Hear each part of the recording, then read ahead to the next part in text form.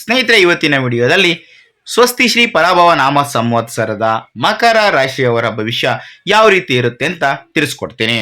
ಈ 2026-27ರಲ್ಲಿನ ಯುಗಾದಿ ವರ್ಷ ಭವಿಷ್ಯ ಅಂತ ಕೂಡ ಕರಿಬೋದು. ಸ್ನೇಹಿತರೆ, ಉತ್ತರಾಷಾಢ ನಕ್ಷತ್ರದ ಕೊನೆಯ 3 ಪಾದಗಳು, ಹಾಗೆ ಶ್ರವಣ ನಕ್ಷತ್ರದ 4 ಪಾದಗಳು ಮತ್ತೆ ಧನಿಷ್ಠ ನಕ್ಷತ್ರದ ಮೊದಲ 2 ಪಾದಗಳಲ್ಲಿ ಜನಿಸಿದಂಥವರು ಈ ಮಕರ ರಾಶಿಗೆ ಸೇರ್ತಾರೆ. ಮಕರ ರಾಶಿಯ ಅಧಿಪತಿ ಶನಿದೇವ. ಅದೃಷ್ಟದ ಬಣ್ಣಗಳು ನೀಲಿ ಮತ್ತೆ ಕಪ್ಪು. ಹಾಗೆ ಅದೃಷ್ಟ ಸಂಖ್ಯೆಗಳು ಮಕರ ರಾಶಿಯವರಿಗೆ ಅಂತ ನೋಡೋದಾದ್ರೆ 4, 6 ಮತ್ತೆ 8. ಸ್ನೇಹಿತರೆ, ನಾವು ಒಂದು ರಾಶಿ ಭವಿಷ್ಯವನ್ನು ತಿಳ್ಕೋಬೇಕು ಅಂದ್ರೆ ಆ ವರ್ಷದಲ್ಲಿನ ಪ್ರಮುಖ ಗ್ರಹಗಳ ಸಂಚಾರ ಯಾವ ರೀತಿ ಇದೆ ಅಂತ ತಿಳ್ಕೋಬೇಕಾಗುತ್ತೆ. ಈ ಸಾಡೆ ಸಾತಿಯ ಕಷ್ಟಗಳು ನಿಮ್ಮ ಹಿಂದೆ ಇದ್ದು ಈ ಪರಾಭವ ವರ್ಷದ ಗ್ರಹಗಳ ಚಲನೆಗಳು ಮಕರ ರಾಶಿಯವರಿಗೆ ಅಪಾರವಾದಂತಹ ಪರಿಹಾರವನ್ನ ತಂದುಕೊಡ್ತವೆ. ಮೊದಲನೇದಾಗಿ ಶನಿ. ಸ್ನೇಹಿತರೆ, ನಿಮಗೆ ಈ ಒಂದು ಮಾಹಿತಿ ಸಂಪೂರ್ಣವಾಗಿ ಗೊತ್ತಾಗಬೇಕು ಅಂದರೆ ಈ ವಿಡಿಯೋನ ಎಲ್ಲೂ ಕೂಡ ಸ್ಕಿಪ್ ಮಾಡದೆ ಕೊನೆವರೆಗೂ ನೋಡಲೇಬೇಕು. ಹಾಗೆ ನೀವಿನ್ನೂ ನಮ್ಮ ಚಾನಲ್ಗೆ ಹೊಸಬ್ರಾಗಿದ್ದರೆ ದಯವಿಟ್ಟು ಈ ಕೂಡಲೇ ಸಬ್ಸ್ಕ್ರೈಬ್ ಮಾಡ್ಕೊಳ್ಳೋದನ್ನು ಯಾವುದೇ ಕಾರಣಕ್ಕೂ ಮರಿಬೇಡಿ. ಸ್ನೇಹಿತರೆ, ಈಗ ಶನಿಯ ಸಂಚಾರದ ಬಗ್ಗೆ ನೋಡೋಣ. ವರ್ಷ ಪೂರ್ತಿ ನಿಮ್ಮನ್ನು ಆಳುವಂತಹ ಗ್ರಹವಾದ ಶನಿಯು ನಿಮ್ಮ 3ನೇ ಮನೆಯಾದಂತಹ ಮೀನ ರಾಶಿಯಲ್ಲಿ ಉಪಚಯ ಸ್ಥಾನದಲ್ಲಿ ಇರುತ್ತೆ. ಇದು ನಂಬಲಾಗದಷ್ಟು ಶುಭ ಸ್ಥಾನವಾಗಿರುತ್ತೆ. ಇದು ನಿಮ್ಮ ಧೈರ್ಯವನ್ನು ನಾಟಕೀಯವಾಗಿ ಹೆಚ್ಚಿಸುತ್ತೆ, ನಿಮ್ಮ ದುಃಖಗಳನ್ನು ಅಳಿಸಿ ಹಾಕುತ್ತೆ ಮತ್ತು ನಿಮ್ಮ ಹೋರಾಟಗಳ ಅಂತ್ಯವನ್ನು ಗುರುತು ಮಾಡುತ್ತೆ. ಇನ್ನು ಗುರುವಿನ ಸಂಚಾರ.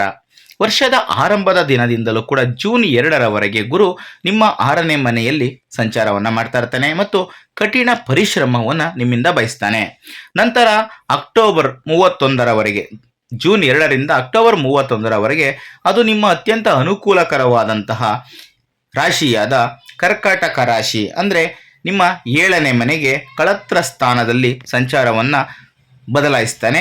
ಈ ಅವಧಿಯು ಶುಭ ಘಟನೆಗಳಿಗೆ ತುಂಬ ಅತ್ಯುತ್ತಮವಾಗಿರುತ್ತೆ. ಅಕ್ಟೋಬರ್ 31ರಂದು ಅದು ನಿಮ್ಮ 8ನೇ ಮನೆಯಾದಂತಹ ಸಿಂಹ ರಾಶಿಗೆ ಸ್ಥಳಾಂತರಗೊಳ್ಳುತ್ತೆ. ನಂತರ ಜನವರಿ 25ರವರೆಗೂ ಸಿಂಹ ರಾಶಿಯಲ್ಲಿದ್ದು ಜನವರಿ 25, 2027ರಂದು ಮತ್ತೆ ನಿಮ್ಮ 7ನೇ ಮನೆಗೆ ಹಿಮ್ಮುಖ ಸಂಚಾರವನ್ನು ಮಾಡುತ್ತೆ. 7ನೇ ಮನೆಗೆ ಹಿಮ್ಮುಖ ಸಂಚಾರವನ್ನು ಮತ್ತೆ ಅಲ್ಲಿಂದ ಪ್ರಾರಂಭ ಮಾಡುತ್ತೆ. ಇನ್ನು ರಾಹು ಮತ್ತೆ ಕೇತು. ಪ್ರಸ್ತುತ ನಿಮ್ಮ 2ನೇ ಮನೆಯಾದಂತಹ ಧನಸ್ಥಾನದಲ್ಲಿ ರಾಹು ಮತ್ತು ನಿಮ್ಮ 8ನೇ ಮನೆಯಲ್ಲಿ ಅಷ್ಟ ಸ್ಥಾನದಲ್ಲಿ ಕೇತು ಸಂಚಾರವನ್ನು ಮಾಡ್ತಾ ಇದ್ದಾರೆ. ಡಿಸೆಂಬರ್ 6ರಂದು ಅವರು ಪರಿವರ್ತನೆಗೊಳ್ತಾರೆ. ಕ್ರಮವಾಗಿ ನಿಮ್ಮ ಜನ್ಮ ರಾಶಿಯಾದಂತಹ ಮಕರ ರಾಶಿಗೆ ರಾಹು ಮತ್ತು 7ನೇ ಮನೆಯಾದಂತಹ ಕರ್ಕಾಟಕ ರಾಶಿಗೆ ಕೇತು ಸ್ಥಳಾಂತರಗೊಳ್ತಾರೆ. ಡಿಸೆಂಬರ್ ನಂತರದ ಈ ಸಂಚಾರ ಎಚ್ಚರಿಕೆಯ ಅಗತ್ಯವನ್ನು ಸೂಚನೆ ಕೊಡ್ತಾ ಇರುತ್ತೆ. ಈಗ ವೃತ್ತಿ ಮತ್ತೆ ವ್ಯವಹಾರ ನೋಡ್ತಾ ಹೋಗೋಣ. ವೃತ್ತಿಪರವಾಗಿ ಈ ವರ್ಷ ಒಂದು ಆಶೀರ್ವಾದಕ್ಕಿಂತ ಕಡಿಮೆ ಏನಿಲ್ಲ. ಶನಿ ನಿಮ್ಮ 3ನೇ ಮನೆಯಲ್ಲಿರೋದ್ರಿಂದ ನೀವು ಕಚೇರಿಯಲ್ಲಿ ಮೇಲುಗೈ ಸಾಧಿಸುತ್ತೀರಿ. ಹಿಂದೆ ನಿಮ್ಮನ್ನ ತೊಂದರೆಗೊಳಿಸಿದಂಥವರು ಈ ಸಂದರ್ಭದಲ್ಲಿ ನಿಮ್ಮನ್ನ ನೋಡಿ ಮೌನವಾಗ್ತಾರೆ ಮತ್ತು ನಿಮ್ಮ ಕಾರ್ಯಕ್ಷಮತೆಗೆ ಅದ್ಭುತವಾದಂತಹ ಮನ್ನಣೆ ಸಿಗುತ್ತೆ.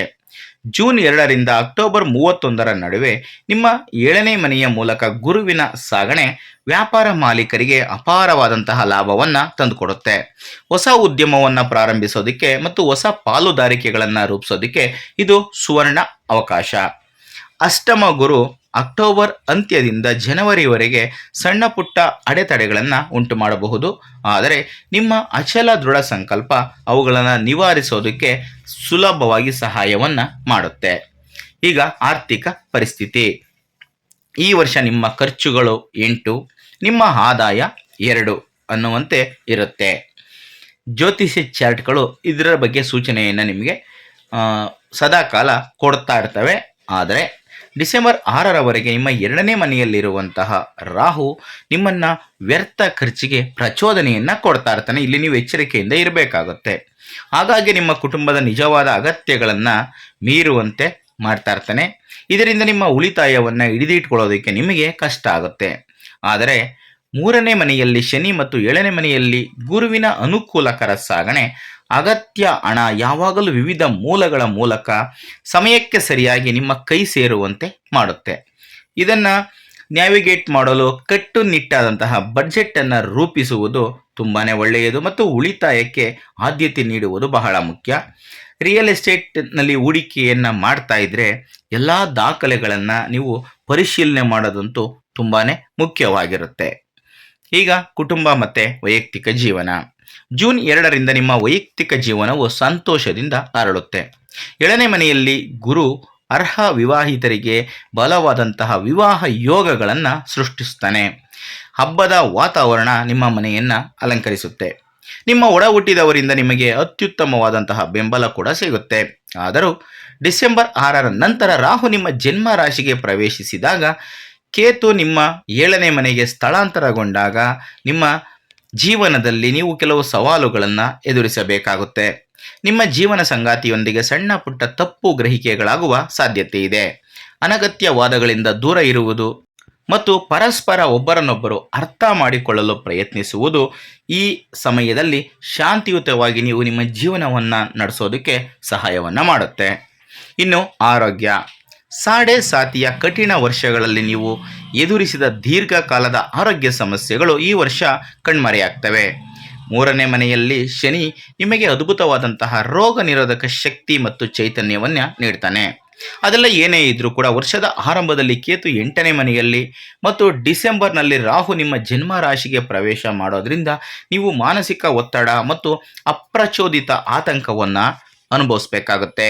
ನಿಮ್ಮ ಕಣ್ಣುಗಳು ಅಥವಾ ತಲೆಗೆ ಸಂಬಂಧಿಸಿದ ಸಣ್ಣ ಸಮಸ್ಯೆಗಳನ್ನು ಸಹ ನೀವು ಎದುರಿಸಬೇಕಾಗುತ್ತೆ. ಸಕಾರಾತ್ಮಕವಾದಂತಹ ಮನಸ್ಥಿತಿ ಮತ್ತು ನಿಯಮಿತವಾದಂತಹ ವ್ಯಾಯಾಮವನ್ನು ಜೀವನದಲ್ಲಿ ಅಳವಡಿಸಿಕೊಳ್ಳೋದ್ರಿಂದ ನೀವು ಈ ಕೆಲವು ಒತ್ತಡಗಳಿಂದ ದೂರ ಇರೋದಕ್ಕೆ ನಿಮಗೆ ಸಹಕಾರಿಯಾಗುತ್ತೆ.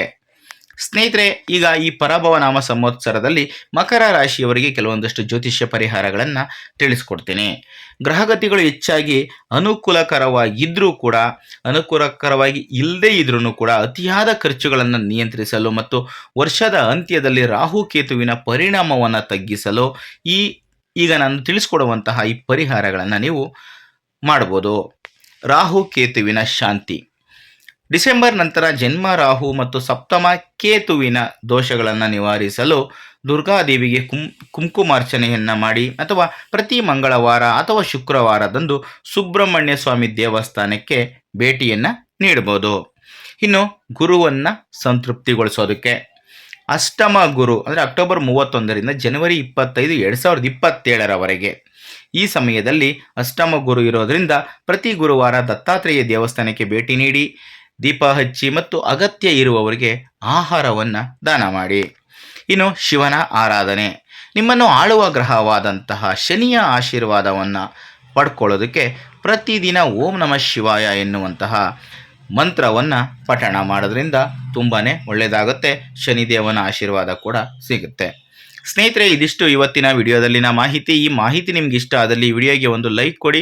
ಹಾಗೆ ಈ ವಿಡಿಯೋನ ಶೇರ್ ಮಾಡೋದನ್ನು ಯಾವುದೇ ಕಾರಣಕ್ಕೂ ಮರಿಬೇಡಿ. ಇಂಥದ್ದೇ ಮತ್ತಷ್ಟು ಮಾಹಿತಿಗಳಿಗಾಗಿ ನಮ್ಮ ಚಾನಲನ್ನು ಸಬ್ಸ್ಕ್ರೈಬ್ ಮಾಡಿಕೊಂಡು ಪ್ರತಿನಿತ್ಯ ನೋಡ್ತಾ ಇರಿ. ಮುಂದಿನ ವಿಡಿಯೋದಲ್ಲಿ ಮತ್ತೊಂದು ಹೊಸ ರಾಶಿ ಹೊಸ ವಿಷಯದೊಂದಿಗೆ ಸಿಗ್ತೀನಿ. ಎಲ್ರಿಗೂ ಕೂಡ ಒಳ್ಳೆಯದಾಗಲಿ. ಧನ್ಯವಾದಗಳು.